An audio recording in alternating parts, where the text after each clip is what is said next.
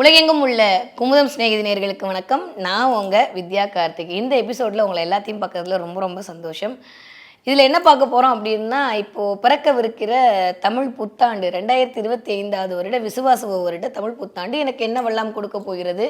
Usually இந்த happy new year நம்ம எல்லாம் சொல்லி கொண்டாடுறோம் தான். ஆனால் அந்த ஆங்கில புத்தாண்டு என்பது மேலை நாட்டவருடைய கணிதத்தை அடிப்படையாக வைத்து தீர்மானப்படுகிறது. இயல்பாகவே புத்தாண்டு தான் என்ன, நம்ம மாத பலனாக இருக்கட்டும், வார பலனாக இருக்கட்டும், இல்லை வருட பலனாக இருக்கட்டும், எல்லாமே கோச்சாரத்தில் இருக்கக்கூடிய கிரகத்துடைய அடிப்படையில் தான் நம்ம கணிச்சு பலன் சொல்கிறோம் இல்லையா. அந்த மாதிரி இப்போது நியூ இயர் பிறக்கும்போது கோச்சாரம் என்ன மாதிரி இருக்கோ அந்த மாதிரி உலகம் இயங்க போகுதுன்னு சொல்ல போகிறோம். ஆனால் உண்மையான தமிழ் புத்தாண்டு ஹாப்பி நியூ இயர் எப்போ அப்படின்னா சித்திரை மாதம் 14ஆம் தேதி. ஏன்னா மேஷம் அப்படின்ற வீட்டிலேருந்து சூரியன் தன்னுடைய நகர்வை அப்படியே ஒவ்வொரு வீட்டுக்காக நகர்த்தி ஒவ்வொரு மாதத்தையும் கடத்தி கொண்டு போய் போவார். அதுதான் முடிக்கும் போது மார்கழி மாதம் தாண்டி அப்படியே பங்குனி சித்திரை திரும்ப அப்படியே நிற்பார் அடுத்த வருஷத்துக்கு.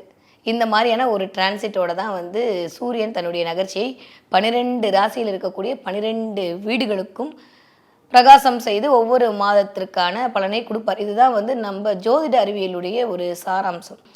எப்படி இருக்க போகுது என்னோட ராசிக்கு, வாங்க நம்ம ஸ்டைலில் பார்க்கலாம். மேன்மை பொருந்திய மேசராசி நேயர்களே, இந்த 2025வது வருட தமிழ் புத்தாண்டு எப்படி இல்லாமல் இருக்க போகுது, என்ன மாதிரியெல்லாம் நமக்கு கொடுக்க போகுது அப்படின்னு பார்த்தா, முதல்ல நான் சொன்ன மாதிரி 4 பிரம்மாண்டமான கிரகங்களின் பயிற்சி.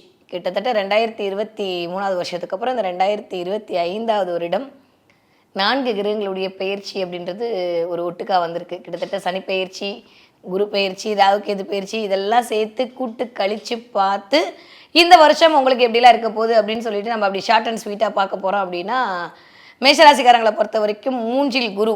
இயல்பஸ் ஃபஸ்ட் நம்ம சுபகிரகத்தோடு ஆரம்பிப்போம். நம்ம 7 சனில் என்ட்ரி ஆகுதுன்றது அடுத்த பக்கம் இருக்கட்டும். 3ல் குரு, 12ல் சனி, 11ஆம் இடத்தில் ராகு, கிட்டத்தட்ட 5ல் கேது. இந்த மாதிரியான ஒரு காம்பினேஷனோட இந்த நியூ இயர் ஒரு வருடம் உங்களுக்கு கிரகங்கள் இந்த மாதிரியான இடத்துல அமர்ந்து உங்களுக்கான வாழ்வியலுக்கான அடுத்த நகர்வை நோக்கி உங்களை நகர்த்த போகிறார். Okay, clear. அப்போ இந்த தடவை எப்படி இருக்க போகுது அப்படின்னா எக்ஸ்ட்ரா நிறைய இருக்க போகுது மேஷராசிக்காரங்களுக்கு. ஏன்னா 3ஆம் இடம் சொல்லக்கூடிய இடமே கம்யூனிகேஷன் தான். ஸோ நிறைய கம்யூனிகேஷன் ஸ்கில் இன்க்ரீஸ் ஆகிறதுக்கான வாய்ப்பு, நிறைய ட்ராவல் பண்ண போகிறீங்க.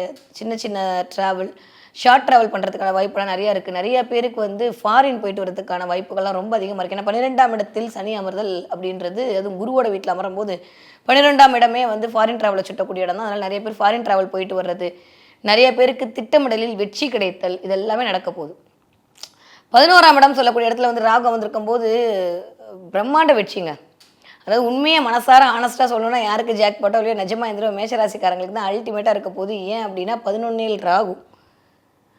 இந்த 11ஆம் இடத்துல ராகு அமர்ந்து, அதுவும் குருவோட பார்வையில் இருக்கக்கூடிய இந்த ராகு, அதுவும் உங்களுக்கு 9ஆம் அதிபதியான பாக்கியஸ்தான அதிபதியோடைய பார்வையில் இருக்கக்கூடிய ராகு, இப்படிலாம் நான் சொன்னால் உங்களுக்கு அப்படியே ஒரு மாதிரியாக இருக்கும். நான் அப்படியே உங்களுக்கு புரிகிற மாதிரி சொன்னோன்னா, ராகு 11ல் எடுக்கிறது அப்படின்றது பிரம்மாண்ட வெற்றியை கொடுக்கக்கூடிய ஒரு இடம். அந்த இடத்துல போய் இருக்கும்போது சூப்பராக இருக்க போகுது.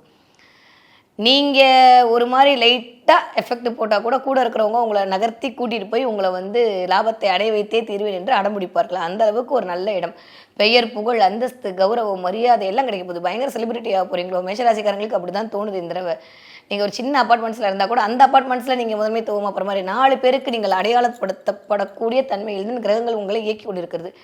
சரி, ஓகே, எல்லாமே சூப்பராக இருக்குது. எதில் கவனமாக இருக்கணும்? கண்டிப்பாக ஆரோக்கியத்தில் கவனம். ஏன்னா சனி 12ல் இருக்கும்போது கிட்டத்தட்ட 6ஆம் இடத்தெல்லாம் பார்ப்பார், 2ஆம் இடத்தை பார்ப்பார். அதனால் அதில் கொஞ்சம் கவனமாக இருக்கணும். இந்த 6ஆம் இடம் சொல்லக்கூடிய இந்த வம்பு, வழக்கு, கோர்ட்டு, கேஸ் இதெல்லாமே சரியாக போகுது. மேபி உங்களோட நாட்டில் அரசு கொஞ்சம் அப்படி இருந்தது அப்படின்னா அதன் மூலமாக ஒரு சின்ன சின்ன தடை தாமதங்கள் வருவதற்கான டைம் பீரியடாக இருக்கும். ஸோ கண்டிப்பாக எக்ஸ்பெஷலி பெண்கள் என்ன பண்ணணும் அப்படின்னா வயிறு சம்மந்தப்பட்ட இடத்த கொஞ்சம் கவனமாக பார்த்துக்கணும். முடியும் அப்படின்னு நினைக்கிறவங்க டக்குன்னு போய் ஒரு டாக்டர்கிட்ட போய் ஒரு சின்ன ஒரு செக்அப் பண்ணிட்டு வந்துட்டீங்க அப்படின்னா சனியால் வரக்கூடிய, ராகுவால் வரக்கூடிய தொல்லைகள் இல்லாமல் நம்ம தவிர்த்துக்கலாம். மற்றபடி எக்ஸ்ட்ராடனரியாக இருக்குங்க. இது வரைக்கும் யாரெல்லாம் வீட்டிலேருந்து வேலைக்கு போகணும்னு நினச்சிட்டு இருந்தீங்களோ அத்தனை பெண்களும் வேலை வாய்ப்பில் மிகச்சிறந்த உயரத்திற்கு போக போகிறீங்க. நிறைய பேர் தொழில் முனைவோராக போகிறீங்க. இது வரைக்கும் ஒரு வேலை போட்டால் இன்னொரு வேலை போகிறீங்க. நிறைய பேர் விசிட்டிங் கார்டு போட்டு எல்லாருக்கும் கொடுக்க போகிறீங்க. ரொம்ப நல்லாயிருக்கு மேஷராசிக்காரங்களுக்கு. ஓகே, எப்பயுமே நான் சொல்லுவேன், 2ஆம் இடத்தை இயக்கும்போது, 2ஆம் இடத்து தெய்வத்தை இயக்கும்போது அதற்கான சம்பத்துக்கள் கிடைக்கும். உங்களுக்கு ஒரு பெயர், புகழ் வேணும், அந்தஸ்து வேணும், கௌரவம் வேணும், சம்பத்துனா எல்லாம் வேணும்ல. அப்போ வேணா 2ஆம் வீட்டை இயக்கணும். அப்போ மேஷராசிக்காரங்க என்ன வழிபாடு பண்ணணும் அப்படின்னா லட்சுமி வழிபாடு பண்ணுங்க. அட எங்களுக்கே டைம் இல்லை மேடமா, நாங்கள் போய் எங்கள் லட்சுமி வழிபாடு பண்ணுறது அப்படின்னா வீட்டில் உட்காந்து வெள்ளிக்கிழமை ஒரு விளக்கு ஏற்றுங்க, அதுவும் நெய் விளக்கு போட்டு ஏற்றுங்க. ஆக்சுவலி எண்ணெயில் ஏற்றுவீங்க, இந்த ஒரு வருஷம் என்ன பண்ணுறீங்கன்னா நெய்யில் விளக்கு ஏற்றுங்க. நெய்னாலே குரு தான். இப்போ நிறைய பிளானிங், நிறைய திட்டமிடல், நிறைய காசு, நிறைய பணம் எல்லாமே உங்களை கொண்டு வந்து சேர்வதற்கு அந்த குரு அருளும் திருவருளும் கண்டிப்பாக உங்களுக்கு உறுதுணையாக இருக்கும். அப்போ என்ன பண்ணுறீங்க அப்படின்னா நெய் விளக்கு ஏற்றுங்க, லட்சுமி வழிபாடு பண்ணுங்கள். முடியும்னு நினைக்கிற சென்னையில் இருக்கக்கூடிய மேஷராசி பெண்களாக இருந்தால் அஷ்டலட்சுமி கோவிலுக்கு போயிட்டு ஒரு தடவை அம்பாளை பார்த்து சல்யூட் அடிச்சுட்டு வந்துருங்க. அதெல்லாம் இல்லை மேடம் நாங்கள் வேறு எங்கேயோ இருக்கோம் அப்படின்னு நினைக்கிற ஆட்களை வேறு ஒன்றும் இல்லை. 2 யானைகள் கஜலட்சுமிக்கு வந்து உட்காந்துருப்பா. கஜலட்சுமி சொல்லுவாங்க, 2 ஆணைகள் வந்து அம்பாளுக்கு தண்ணீர் சொல்கிற மாதிரி அபிஷேகம் பண்ணுற மாதிரியான ஒரு படம் இருக்கும், ஒரு இமேஜ். அந்த இமேஜ் டவுன்லோட் பண்ணி வச்சுட்டு உங்கள் வால்பேப்பராக இந்த ஒரு வருஷம் வச்சு பாருங்கள். அதை டெய்லி பாருங்கள். அதுவே உங்களுக்கு ஒரு மிகச்சிறந்த ஒரு ப்ளஸ் சைனை உங்களுக்கு கொண்டு வந்து கொடுக்கும். இயல்பாகவே 2ஆம் இடம் சொல்லக்கூடிய பரணியை யானையை குறிக்கக்கூடியதுங்க. யானை அப்படின்னாலே என்ன அப்படின்னா சம்பத்து, குரு. அப்போ நிறைய வந்து பணம் வேணும்னு நினைக்கிறவங்க மேஷராசிக்காரங்க இதை பண்ணுங்க. சின்ன சீக்ரெட் சொல்லித்தரவா, ஸ்கூலுக்கு போங்க, ஏதாவது ஒரு சின்ன குழந்தைங்களா இருப்பாங்களே, அந்த 5th 6th படிக்கிற பிள்ளைங்களுக்குலாம் லட்டு வாங்கி தானம் பண்ணுங்க. என்ன மேடம் ஆட்டோ கதவு திரும்பினா வந்து ஆட்டோ ஓடுமான்னு கேட்காதீங்க, கண்டிப்பாக ஓடும். நான் லட்டுனாலே குரு தான், நான் எல்லாமே காரகத்துவ தான் சொல்லிட்டு இருக்கேன். லட்டு கொடுத்து பாருங்க, அவங்களும் ஹாப்பியாக இருப்பாங்க, அவங்க மூலமாக நம்மளும் ஹாப்பியாக இருப்போம். ஸோ அதனால் இந்த 2 சின்ன பரிகாரத்தை பண்ணி பாருங்கள். மேஷராசிக்காரங்க கண்டிப்பாக இந்த புத்தாண்டில் உயரத்தின் உச்சத்திற்கே செல்வீர்கள். ஓகே, அடுத்து நம்ம ரிஷபராசிக்காரங்களை பார்த்தோம் அப்படின்னா இந்த தடவை ரிஷபராசிக்காரர்களுக்கு எப்படி இருக்க போகுது அப்படின்னா எக்ஸ்ட்ராடனரியாக இருக்க போகுது. நீங்களாம் வந்து ஜாதகமே பார்க்க வேணாம், ஜோசியமே பார்க்க வேணாம், அந்த அளவுக்கு சூப்பராக இருக்க போகுது. ஏன்னா 1 லட்டு திங்க ஆசையா, 2 லட்டு திங்க ஆசையா, 4 லட்டு திங்க ஆசையான்ற மாதிரி இருக்கிற எல்லா ராசிக்காரங்களுக்கும் அப்படியே லைட்டாக ஸ்டமக் பர்னிங்கை கொண்டு வர மாதிரி இருக்குது. இந்த ரிஷபராசிக்காரங்களுடைய கிரக பயிற்சி அல்டிமேட்டாக இருக்குது. நிறைய ரிஷபராசிக்காரங்க நகை வாங்குறதுக்கான டைம் பீரியட்லாம் சூப்பருங்க. யாரெல்லாம் வந்து என் மனதுக்கினிய சிநேகிதிகள் வந்து நகை வாங்கணும்னு வெயிட் பண்ணிட்டு இருந்தீங்களோ இதுதான் உங்களுக்கான டைம். 10,000 ரூபாய் விற்றால் நீங்கள் நகை வாங்கிடுவீங்க. அந்தளவுக்கு உங்களுக்கு வருமானம் உயர போகிறது. ஏன்னா 10ஆம் இடத்தை பார்வை செய்ய போகிறார் குரு. அதனால் அது நிறைய ஒரு லாபத்தை கொடுக்கக்கூடிய இடமா இருக்குது. எஸ்பெஷலி என்ன வாங்குவீங்கன்னா செயின், மோதிரம்லாம் வாங்குறதுக்கான வேல்யூலாம் நிறைய இருக்குது. வெள்ளியாவது வாங்கி வைப்பீங்க. எப்படியோ மோதிரம், செயின் வாங்கி அதன் மூலமாக ஒரு மகிழ்ச்சி அப்படின்றது கண்டிப்பாக ரிஷபராசிக்காரங்களுக்கு இருக்குது. 2ஆம் இடத்தில் குரு, வேறு என்ன வேணும் சொல்லுங்கள்? 11ஆம் அதிபதி போய் 2ல் உட்காடுறது, 11ல் போய் சனி உட்காடுறது, 10ல் ராகு, 10ல் ஒரு பாவியாவது வேணும்பாங்க தொழில் சிறக்கிறதுக்கு. இதெல்லாம் இருக்கும்போது நிறைய ரிஷபராசிக்காரர்களுக்கு ப்ரமோஷன் கிடைக்க போகுது. இது வரைக்கும் உங்கள் பேச்சை கேட்காத வீட்டுக்காரர் இனிமேல் உங்கள் பேச்சை கேட்க போகிறாருன்னா பார்த்துக்கோங்களேன். அவ்வளோ நல்ல ஒரு இனிமையான ஒரு காலம் இனிதே ஆரம்பம். இந்த மாதிரியான காலம் திரும்ப வர்றதுக்கு ஒரு 30 வருஷம் ஆகுங்க. அதனால் முறையாக சரியாக பயன்படுத்தி கொள்ளுங்கள். இந்த 1 வருடம் அப்படின்றது உங்களுக்கு மிகச்சிறந்த ஒரு ஜாக்பாட் வரட்டும். நீங்கள் உங்களுடைய இது வரைக்கும் 1ல் உட்காந்து குரு உங்களை பயங்கரமாக இயக்கிட்டு இருந்தார்.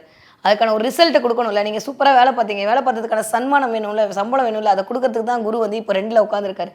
2ல் குரு வரும்போது என்ன ஆகும் அப்படின்னா பணம் அப்படின்ற இடத்துல ஒரு தன்னிறைவு அடைஞ்சிருவீங்க. ஒரு பொருளாதாரத்தில் ஒரு மேன்மை கிடச்சிரும்.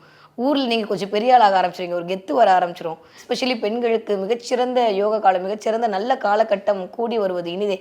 நிறைய தங்கத்தில் இன்வெஸ்ட் பண்ணலாமா, தங்க பாண்டு வாங்கி வைக்கலாமா, இதெல்லாம் பண்ணுவீங்க. ஆனால் ஒரே ஒரு விஷயத்தில் கவனம், எதில் அப்படின்னா ஏதாவது இடம் ரெஜிஸ்ட்ரேஷன் பண்ண போகிறீங்க, வீடு ரெஜிஸ்ட்ரேஷன் பண்ண போகிறீங்கன்னா உங்களுடைய மூலப்பத்திரத்தை ஒரு தடவை கவனிச்சுக்கோங்க. ஏன்னா இதெல்லாம் பத்திரப்பதிவு குறிக்கக்கூடிய இடம்லாம் புதன், அங்கே போய் குரு உட்கார போகிறாரு. அவர் உங்கள் வீட்டு 2ஆம் வீட்டு அதிபதி தான், அதில் எந்த மாற்று கருத்துமே இல்லை.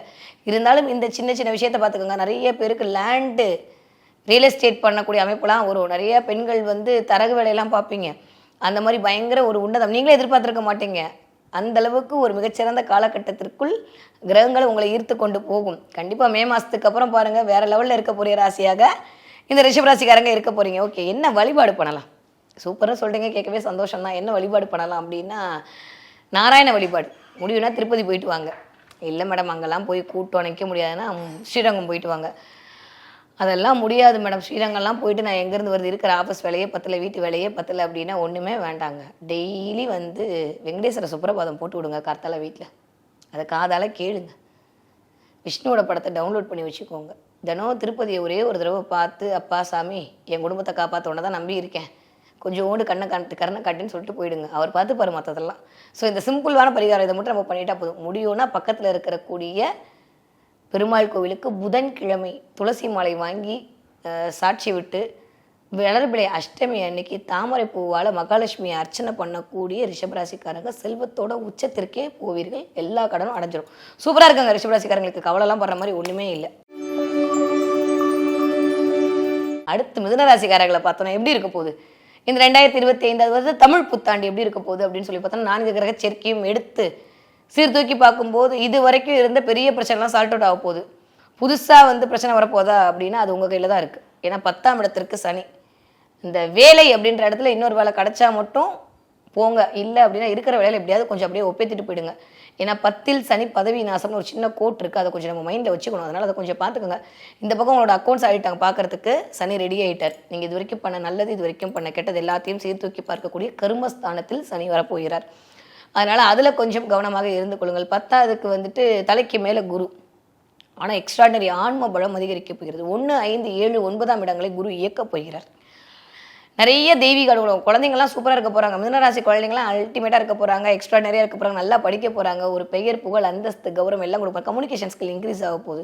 நிறைய பேருக்கு மாமனார் மாமியாரோட சொத்து கிடைக்கிறதுக்கான வழியெல்லாம் கிடைக்க போகுது. அதன் மூலமான ஒரு முகாந்திரம், அதன் மூலமாக வெற்றி, இது எல்லாமே நடக்க போகுதுங்க. மிதுனராசிக்காரர்களுக்கு ஒரே ஒரு விஷயம் சொல்லணும்னா, இது வரைக்கும் வந்த செலவெல்லாம் குறைஞ்சு சேமிக்கலான்ற தாட் ப்ராசஸ் கிரியேட் ஆக போகுது. ஃபைன். 2வது விஷயம் என்னென்னா, சேமிக்கிறதுக்கான வாய்ப்பெல்லாம் கிடைக்க போகுது. 3வது விஷயம், நல்ல பார்ட்னர்ஷிப் கிடைக்க போகிறது. கொஞ்சம் அப்படியே பேராசையை லைட்டாக எட்டி பார்க்கும், அந்த இடத்த மட்டும் கொஞ்சம் காதை பிடிச்சி திரும்பி இல்லை நம்ம இப்படி தான் அப்படின்ற மாதிரி இறக்கி விட்டீங்கன்னா, உங்கள் மனசை சந்திரனை இறக்கி விட்டிங்கன்னா அதுவே போதும். மிதுனராசிக்காரர்களை பொறுத்த வரைக்கும் இந்த மகத்தான தமிழ் புத்தாண்டு தான். எனக்கு தெரிஞ்சு ரொம்ப நல்லா தான் இருக்குது. ஒன்றும் குறைப்பட்டுக்கிற மாதிரியோ கவலைப்பட்டுக்கிற மாதிரிலாம் எதுவுமே இல்லை. இயல்பாகவே எந்த ராசிக்குமே இந்த தடவை நான் இல்லைன்னு தான் சொல்லுவேன். ஏன்னா சுபராகிய குருவோட வீட்டில் போய் சனி வரதுனால பெரிய கெடுபலன்லாம் ஒன்றும் கொடுக்க மாட்டார். சுபத்துவமாகி மாறி சுப செலவுகளை தான் கொடுப்பாரு. அதனால பெருசாக கவலைப்படுறதில்ல. வேலை அப்படின்ற இடத்துல மட்டும் புதிய மாற்றம், புதிய உத்தியோகம், புதிய தொழில், புதிய முயற்சி பிரம்மாண்டமாக இருக்குது. மிதுனராசிக்காரங்களுக்கு கம்யூனிகேஷன் ஸ்கில் இன்க்ரீஸ் ஆக போகுது. ஆன்ம பலம் அதிகரிக்க போகிறது. லேண்டு வாங்க போகிறீங்க, வீடு வாங்க போகிறீங்க. மாமனார் மாமியாருடைய ஆரோக்கியத்தில் மட்டும் கொஞ்சம் அக்கறை தேவை. உங்களுடைய ஆரோக்கியத்தில் கண்டிப்பாக கவனம் தேவை. கழுத்து சம்மந்தப்பட்ட இடத்த, த்ரோட்டு, இஎன்டி இதெல்லாம் கொஞ்சம் பார்த்துக்கணும். ஏன்னா இதெல்லாம் இண்டிகேட் பண்ணக்கூடிய இடம் புதன் தான். அங்கே குரு வரும்போது கொஞ்சம் மல்டிபிள் பண்ணி விடுவார். குருவோட வேலை என்னென்னா மல்டிபிள் பண்ணுறது. நல்லதாக இருந்தாலும் சரி, கெட்டதாக இருந்தாலும் சரி, ரொம்ப பண்ணாமல் ஓரளவுக்கு வந்து பண்ணுவார். அதனால் அதில் கொஞ்சம் கவனமாக இருந்து கொள்ளுவோம். என்ன வழிபாடு பண்ணலாம்? கண்டிப்பாக நோ ஆப்ஷன். திருவண்ணாமலைக்கு போய் ஒரு தடவை கிரிவலம் போயிட்டு வந்துருங்க. இந்த ஒரு வருஷத்தில் ஒரு நாள் போக முடியாதா? இப்போ திருவண்ணாமலை போய் கிரிவலம் போயிட்டு வாங்க. அப்படி இல்லையா, திருவண்ணாமலை படத்தில் மேலே ஜோதியோடு இந்த பக்கம் அப்படியே முழு நிலவோடு இருக்கக்கூடிய அந்த அண்ணாமலையார் படத்தை வாங்கி வீட்டில் மாட்டுங்க. அவரை தினம் பாருங்கள். அண்ணாமலைக்கு அரோகரா சொல்லிட்டு அப்படியே காலைல கடந்து போங்க. எல்லா விதமான பிரச்சனையும் கண்ணுக்கு முன்னால் தவிடுபடியாவதை கண்கூடாக உணர்வீர்கள். 70 ஆண்டுகால பாரம்பரியத்திலிருந்து ஒரு புதுமையின் குரல். தமிழர்களின் வாழ்வியலோடு கலந்துவிட்ட குடும்பத்தின் புதிய அடையாளம். குமுதம் நியூஸ் 24/7.